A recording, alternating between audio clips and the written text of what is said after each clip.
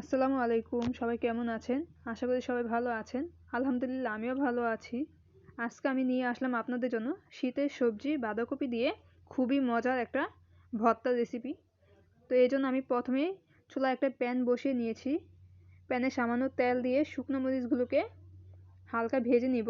ভাজা হয়ে গেলে আমি সেই একই প্যানে পেঁয়াজ কুচি, আস্ত কিছু রসুন, আস্ত কিছু কাঁচামরিচ দিয়ে ভালোভাবে ভেজে নিব। ভাজা হয়ে আসলে আমি এর মধ্যে দিয়ে দিব ধনেপাতা কুচি। ধনেপাতা দিয়ে সামান্য 30 সেকেন্ডের মতো আমি ভেজে নিব। ভাজা হয়ে গেলে চুলা থেকে নামিয়ে নিব। এরপর আমি আরেকটি কড়াই বসিয়ে তার মধ্যে দিয়ে দিব বাঁধাকপি কুচিগুলোকে এবং দিয়ে দিব টমেটো কুচি, সামান্য পানি,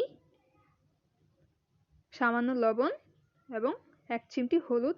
হলুদটা অপশনাল, আপনারা চাইলে দিতেও পারেন অথবা না দিলেও হবে। এটা শুধুমাত্র ভর্তায় একটা ভালো কালার চলে আসবে এজন্য দেওয়া হয়েছে। এরপর ভালোভাবে নেড়ে চেড়ে মিশিয়ে নিতে হবে। মেশানো হয়ে গেলে আমি এটাকে ঢেকে দিব সিদ্ধ হওয়ার জন্য।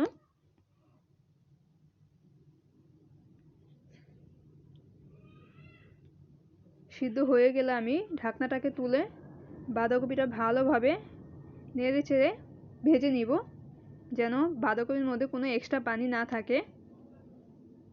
এরপর আমি দিয়ে দেবো এখানে 1 চামচ তেল। তেলটা দিয়ে আবার ভালোভাবে বাঁধাকপিটা ভেজে নিতে হবে।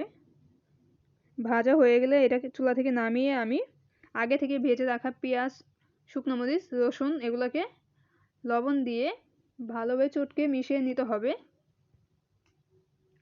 মেশানো হয়ে গেলে আগে থেকে সিদ্ধ করে রাখা বাঁধাকপিটাকে দিয়ে দিব।